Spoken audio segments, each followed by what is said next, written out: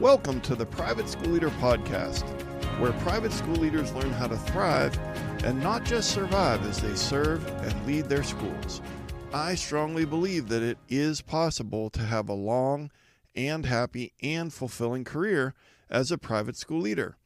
And my passion is to help you figure out exactly how to do just that, right here on the Private School Leader Podcast.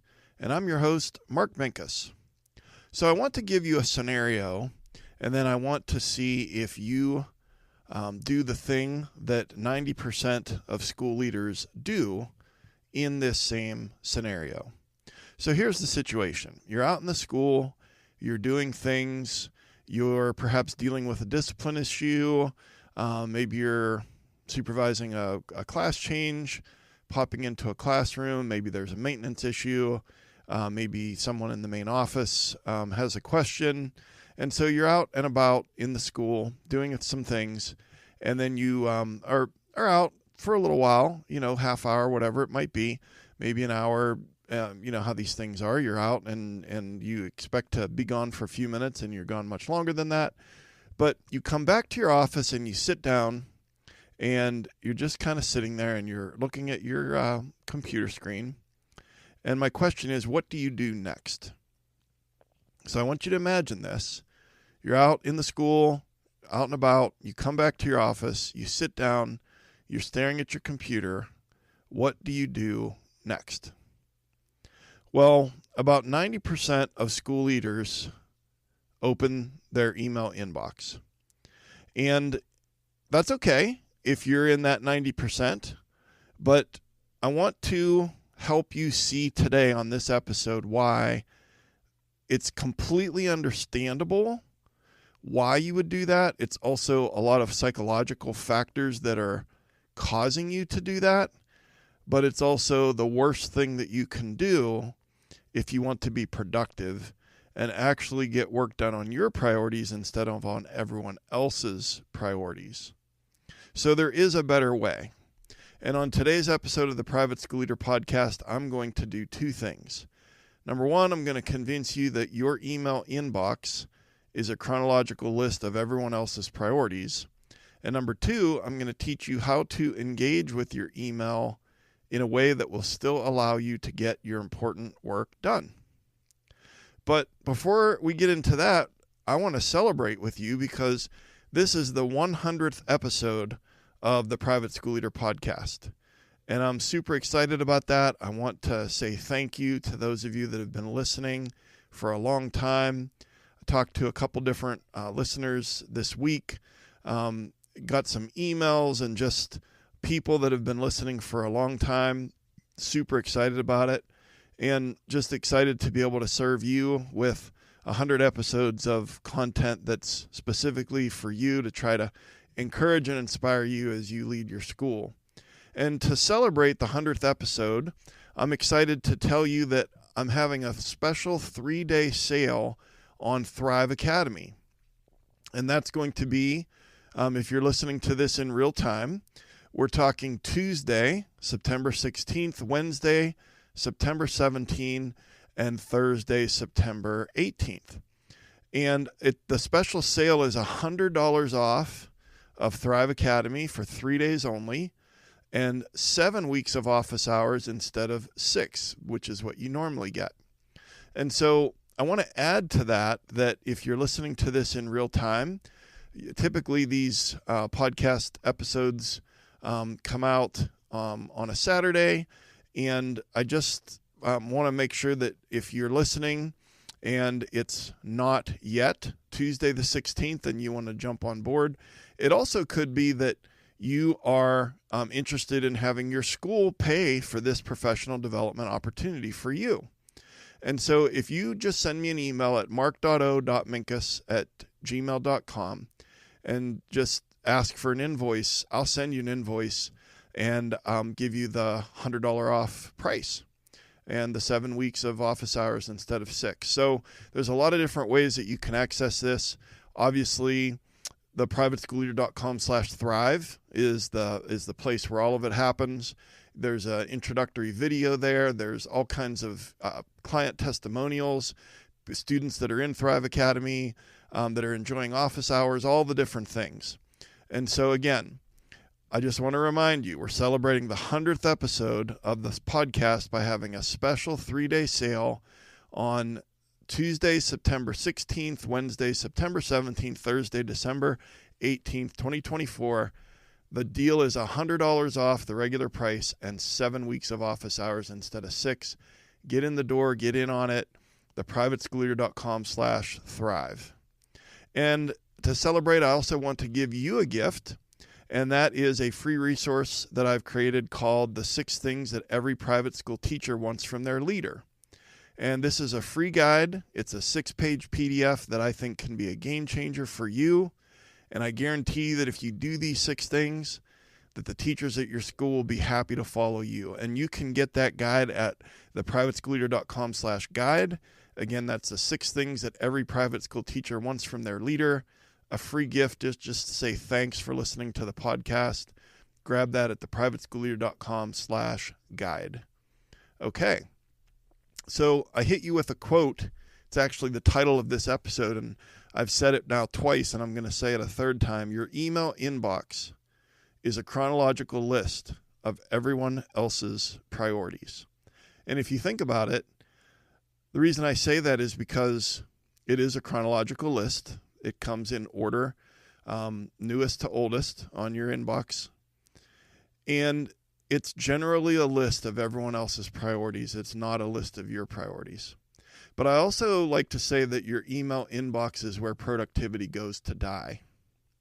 And so if you can remember those 2 quotes, I hope that they'll have an impact on you to just start you to think about a different way to interact with email at school. Because as private school leaders, you're so busy, you have so many interruptions, you have so much task switching, and email, dipping in and out of your email inbox all day long is actually worst practice when it comes to productivity. And I'm going to teach you today and help you understand how and why that we can do this differently and actually get some things done that you want to get done. Doesn't that sound great? So let's go with the 5. I have 5 points here. This is best practice for engaging with your email inbox as a private school leader. Number 1, understand why you open your email inbox when you sit down. I gave you that scenario before about sitting down after being out and about in the school. We're going to talk about that. Number 2, redefine urgency. Number 3, the 3 steps to taking control of your inbox. Number 4, create friction. And number 5, remember the quote. Okay, so at the top of the episode, I gave you a scenario where you're out and about in the school and you're walking around and you're dealing with different issues, and then you come back and you sit down at your computer, at your desk, and there's your computer, and you're just kind of looking at it. And what most of us do, in my experience, it's around 90% of school leaders, we open up our email inbox. Well, here's why. So when you're out in the school, you're using your brain, so there's some cognitive load. You're making decisions, so there's some decision fatigue. And then there's also some physical aspect to it, walking around and, up and down stairs and so forth. So there's a little bit of physical fatigue. And then you're also very likely expending some emotional energy. And so there's a little bit of emotional fatigue. And so if you've experienced that fatigue and then you come and you plop down at your desk, your brain is craving a dopamine hit. And here's the real key of this part, is that your brain does not know the difference between an important task and a low value task, because you will get a dopamine hit either way. And that's why almost all of us open our email inbox and start responding to emails, because we're feeling productive. We feel productive and we get the dopamine hit. But the problem is that isn't a low value task. And the problem is that our importance, our definition of what we're going to work on that's important to us is now no longer in our control, but it's in the control of whoever happens to be at the top of our email inbox. And then we make our way through some of those emails. And so the brain, again, it doesn't know the difference. And that's actually called the productivity trap. I did an episode on that, episode 17, called 9 Ways to Avoid the False Productivity Trap. And I'll link that in the show notes at theprivateschoolleader.com/episode 100. But this just makes us more likely to open email or do other low value tasks. The false productivity trap talks about some other things like random rewards and about the rule of reciprocity and not wanting to let people down and, feeling efficient or feeling like you're a good leader if you get back to people really, really quickly. And I just really want to try and get you out of the false productivity trap. And the first step in changing behavior is understanding why it's happening in the first place. So there's a lot of things conspiring against you, and that's why so many of us open our email inbox when we sit down at our desk. We're not going to do that anymore. So that's point number 1, is just understanding why we open the email inbox when we sit down.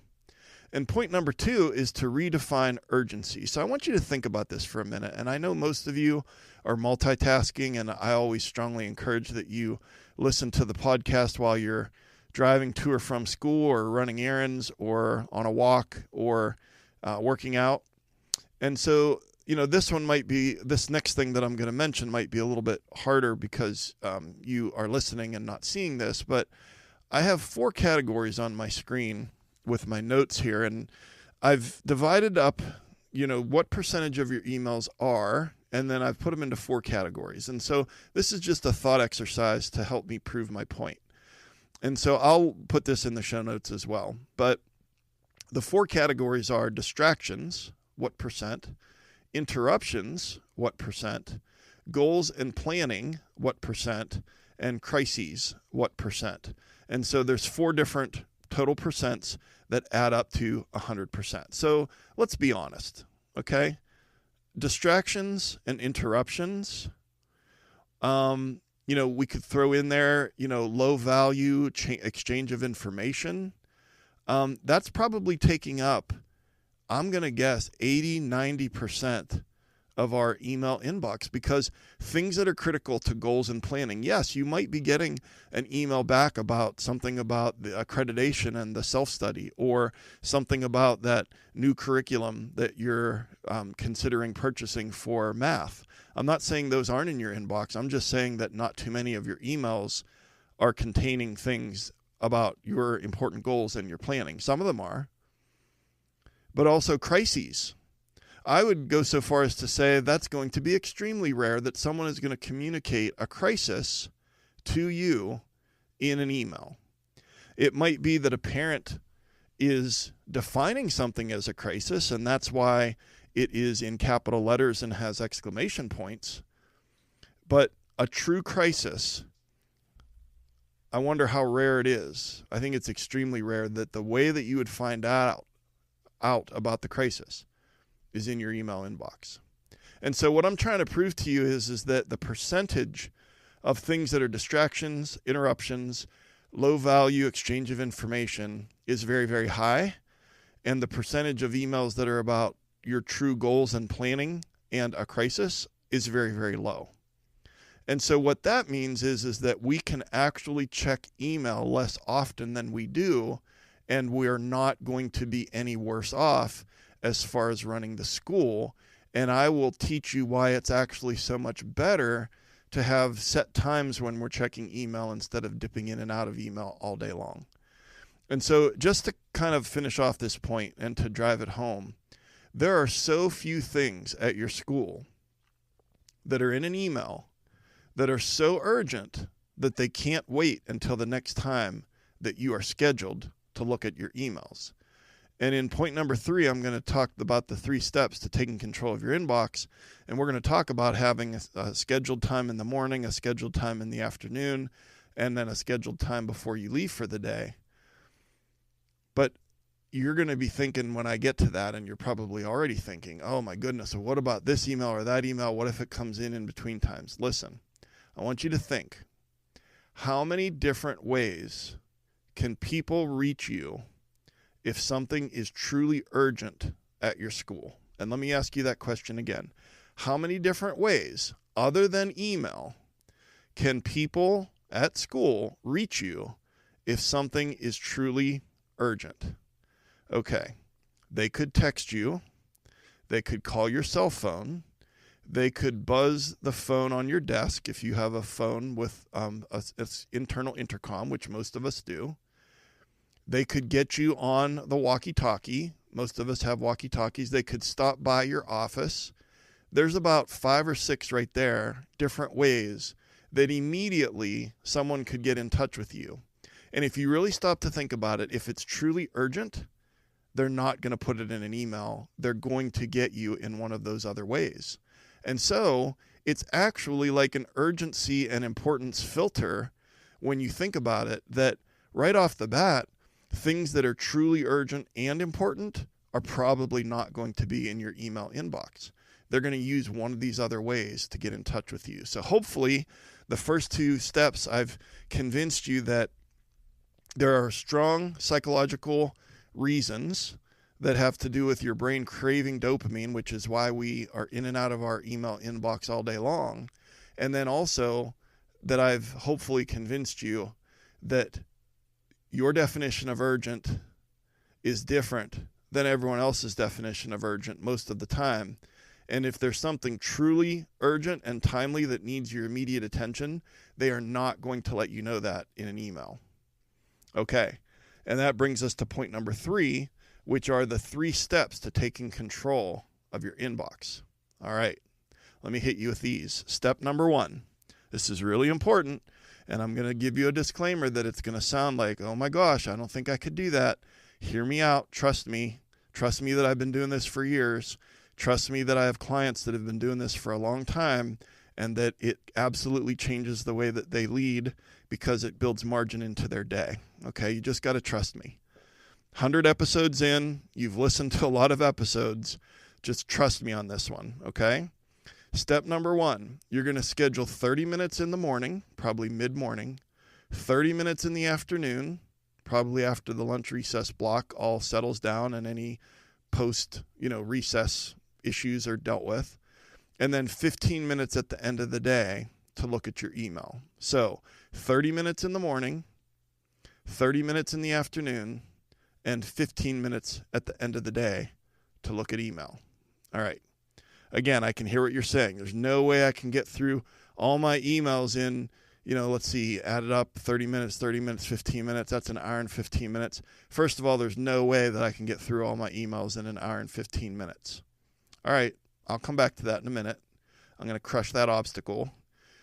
Also, you might be thinking that, well, wait a second. Is he saying that I'm not going to check email from the time that I leave until mid-morning the next morning? Well, actually, ideally, that is what I'm saying.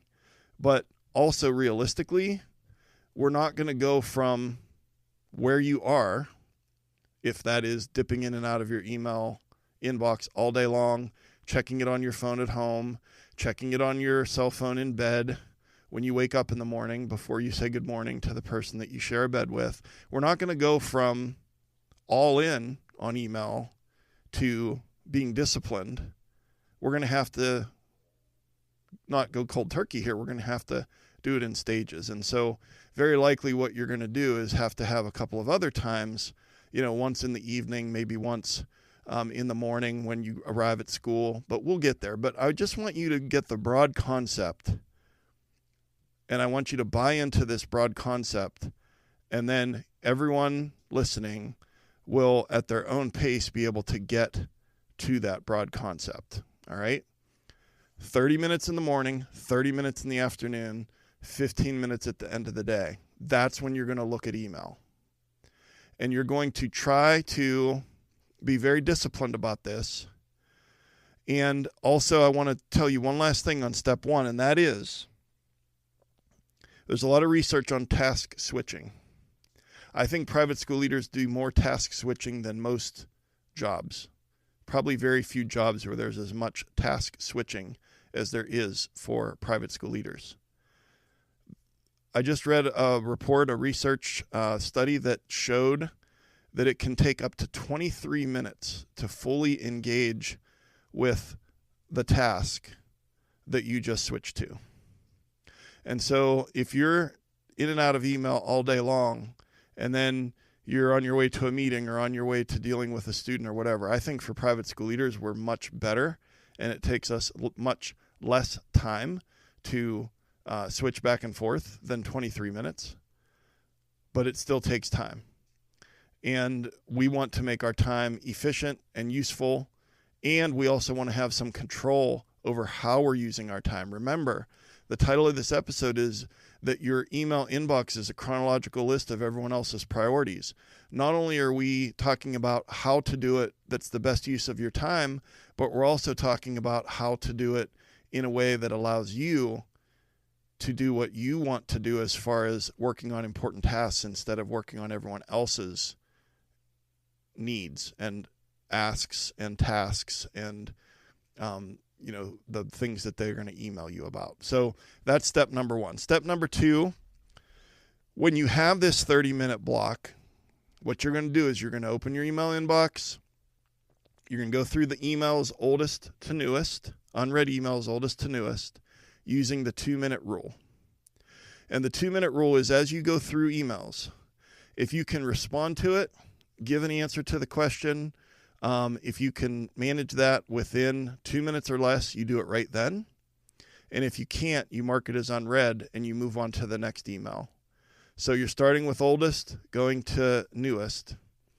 And then what you'll find is we know this, that when you are doing one task and you're not switching, and I can hear what the naysayers are thinking right now. You're thinking, you don't understand, you don't know how hard it is at my school. I don't.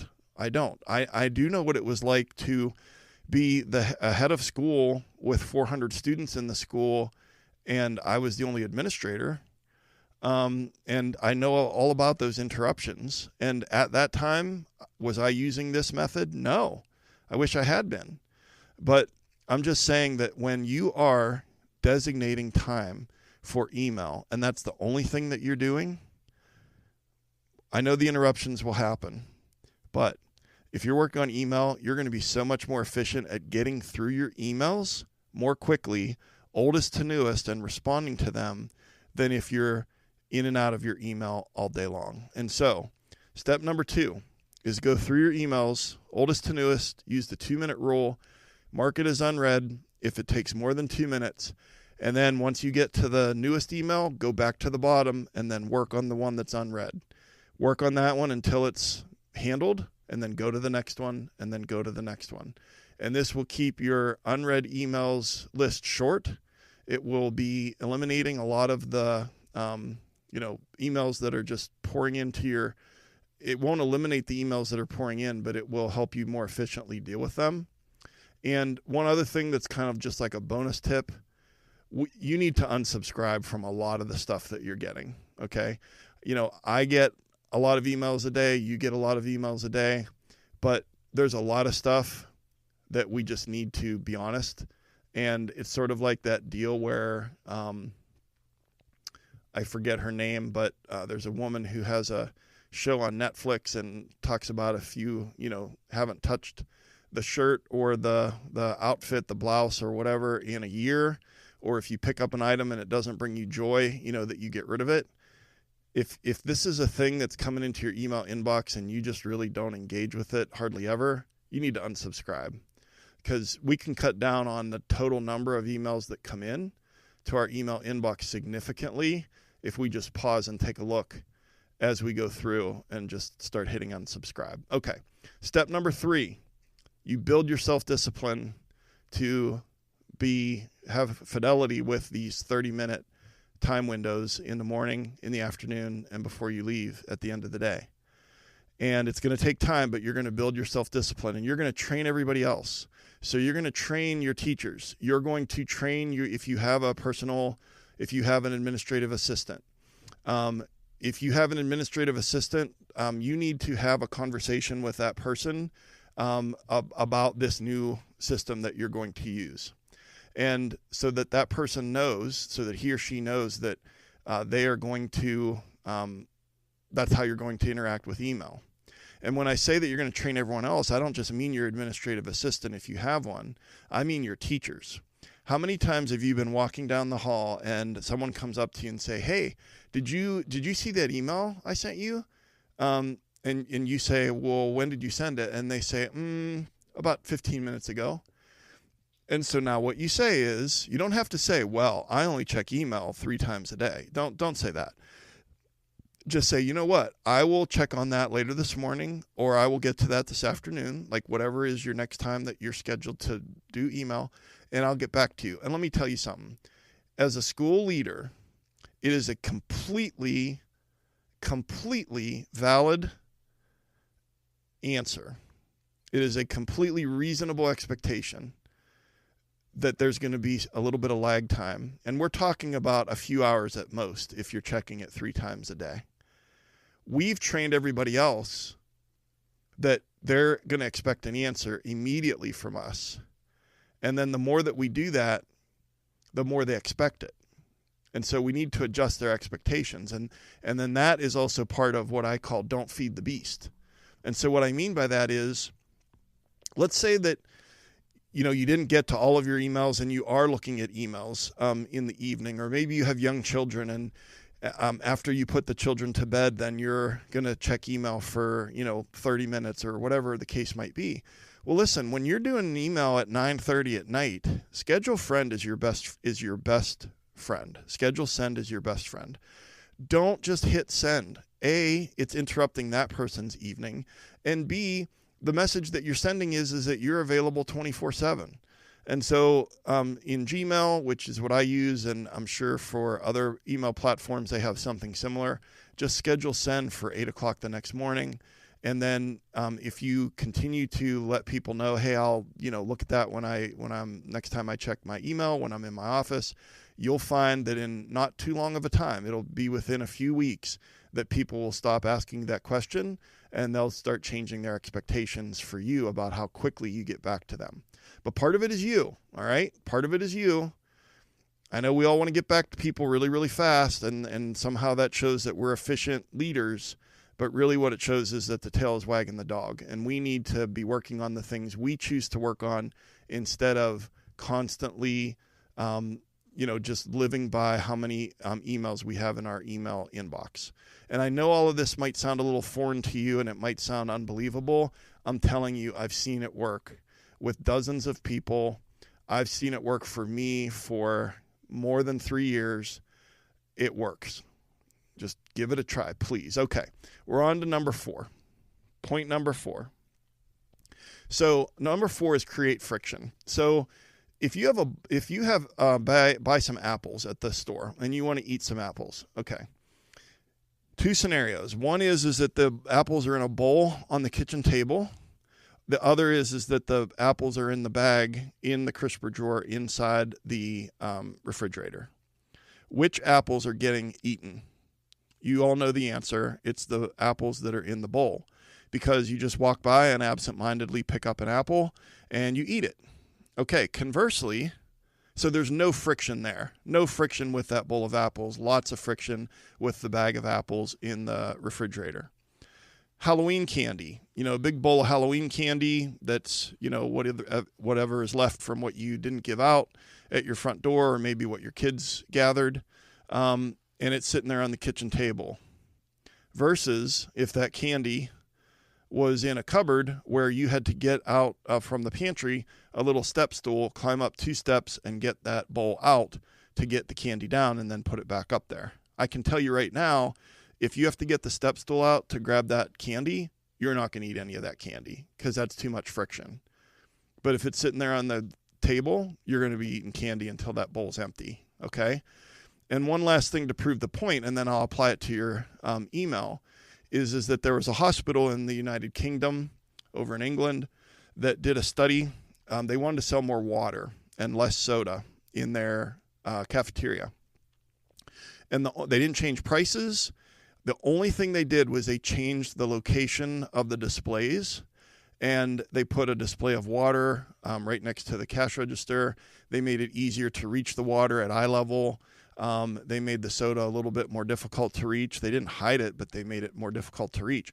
They changed the location of the water bottles, and you probably already know what happened. The sale of water went up by like 300%. And so it's about friction. And so we want to create friction between you and the ease by which you can check your email. So step one, and this is huge, is to turn off email notifications on your smartphone and your smartwatch. This is a non-negotiable for me. If you believe or listen to anything that I say, please, please, please turn off email notifications for your work email on your smartphone and your smartwatch. That's step one. There's two more. And some of these might make you cringe or be like, oh my goodness, there's no way I could do that. And we're going to go through withdrawal a little bit, okay? Because we're so used to a certain way of doing things, it's going to take a little time to do things a different way. When you push the button on your smartphone and the home screen lights up, how many swipes until you get to your work email icon? When it lights up, how many swipes until you get to your work email icon? For most of us, it's 1 or 0, okay? And so if you add one additional swipe, you move the icon off of that either first page or the second page. If you make one more swipe to get to your email, from my coaching clients, it typically reduces how often you check email by about 70 to 80% just by that one thing, because you're thinking about it. The key is to think about it. I have one coaching client. What she does is she has a little tiny skinny rubber band, and when she leaves for the day, she puts it around her phone and around her smartphone. And that tiny rubber band is just to remind her to pause and do I really need to check email? Okay, that's the big thing is that when the notifications are coming and we are just reflexively checking email, that's why we need to turn off notifications. When it's so easy to just tap the icon and see if we got any email, that's why we need to create friction. And so I talked about the email icon on your smartphone. And then the last thing is about your laptop. So a lot of people say, well, it's just right there. The tab is open. It's so tempting. Okay, so what we're going to do is we're going to close the tab and open a window. And so whether you have Chrome or whether you have Safari or Firefox or whatever it is, I have Chrome. If you hover over the logo at the bottom of your screen and you right click, it'll pop up and it'll say new window.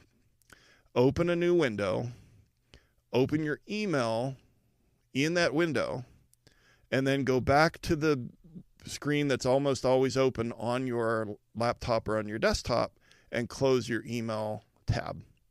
Because when it's open, you can see the little parentheses and subconsciously how many unread emails you have, and you come back from somewhere and you're like, oh my gosh, I have this many more emails. We're clicking on our email inbox. Let's create some friction. Hover over the logo, right click, open a window, and put your email in there. And then when it's time on your schedule, you're putting this on your schedule as an appointment with yourself, that 30 minutes in the morning and 30 minutes in the afternoon. When it's time, then you go there and you open that window and you work on your email. And that brings us to step 5, and it's remember the quote. And here's the quote. James Clear, author of Atomic Habits, he says, you do not rise to the level of your goals, you fall to the level of your systems. You do not rise to the level of your goals, you fall to the level of your systems. What I described to you are some systems that you're going to build in around your email inbox. If I just told you, well, let's just use your self-discipline and try really hard and make a New Year's resolution, no matter what time of year it is, and you're going to try really hard and you're going to do better with email, it's not going to happen. Because there's too many things conspiring against us, especially those psychological forces that I mentioned in point number 1. But if you have some systems, it's just like you as the school leader are up on that trapeze and you're flying around, and you know that those trapeze artists, that they have that big net, and when they miss, they fall. But they don't fall all the way to the concrete. They fall all the way to the net. And then they bounce up and down a couple times and they climb the ladder and they start doing the trapeze again. That's what you're going to do with your email inbox, because now you have some systems and you don't rise to the level of your goals or your self-discipline. You fall to the level of your systems. And so when you have a couple days when you mess up and you're in and out of email all day long, you're going to have a system and you're only going to fall as far as the system. You're not going to fall all the way to the concrete. You do not rise to the level of your goals. You fall to the level of your systems. And I want to hear from you. I want to hear when you do this. I want you to email me at mark.o.minkus@gmail.com and tell me about your successes, because I want to beat the drum. I want to preach the gospel of these systems for doing your email inbox this way. It can definitely change how productive you are, because your email inbox is where productivity goes to die. So let me hit you with the main points again. Best practice for engaging with your email inbox. Number one, understand why we open our email inbox when we sit down. It's those strong psychological factors, especially that strong craving for a dopamine hit when you have used some cognitive energy, emotional energy, physical energy, and you have some decision fatigue. Number two, redefine urgency. That email inbox is a list of everyone else's urgent things, and they at school, the people that need you at school are not going to get you through your email inbox. There are like 5 other ways they're going to get your attention. Number 3, the 3 steps to taking control of your inbox.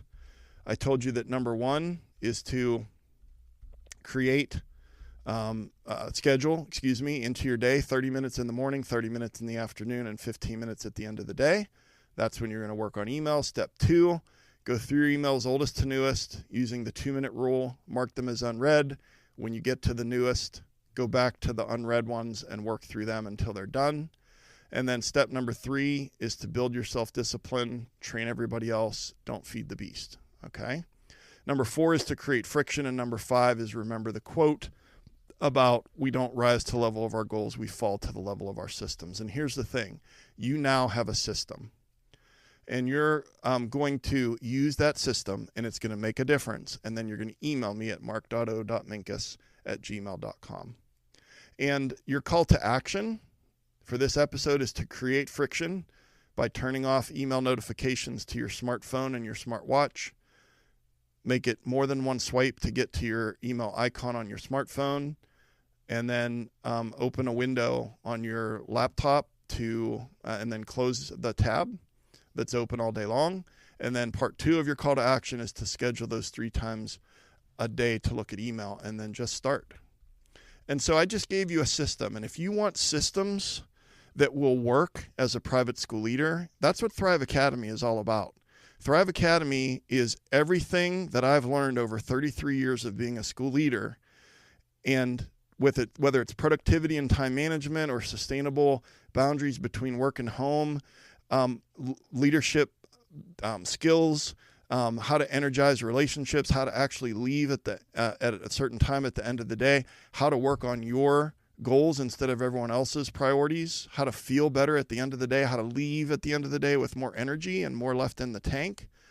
That is what Thrive Academy is all about. And so, to celebrate the 100th episode of this podcast, remember, Tuesday, September 16th, Wednesday, September 17th, Thursday, September 18th, 2024, $100 off, 7 weeks of office hours instead of 6. All that information is for you at privateschoolleader.com/thrive. And if your school is going to pay for this as a PD opportunity for you, then just shoot me an email at mark.o.minkus@gmail.com. And I will send you an invoice for that. And I want to give you one more free gift before we go, and that is the 7 steps to having successful meetings with upset parents. This is an 11-page PDF. It's a step-by-step plan to have better meetings with the parents at your school. Every good coach has a game plan. Every good teacher has a lesson plan. Wouldn't it be great to have a plan when you sit down with an upset parent? Well, now you have a plan. theprivateschoolleader.com/meeting, a free guide for you, theprivateschoolleader.com/meeting, and get the 7 steps to having successful meetings with upset parents. So don't forget about the show notes. This is privateschoolleader.com/episode 100. And please, please, please don't forget about this big 3-day sale for Thrive Academy, Tuesday, Wednesday, Thursday. And, go to Thrive Academy or go to theprivateschoolleader.com/thrive.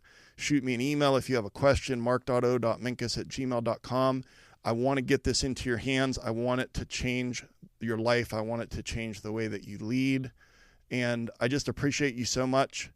You inspire me to keep creating these episodes week after week, and I'm just going to keep going. Thank you so much for being here since the beginning. And as we celebrate the 100th episode, I just want to say thank you and how much I appreciate you and all of your hard work that you're doing for those lucky kids and teachers at your school. So thank you for joining me. Thank you for taking precious time out of your week to join me here today. And I'll see you next time right here on the Private School Leader Podcast. And until then, always remember to serve first, lead second, and make a difference.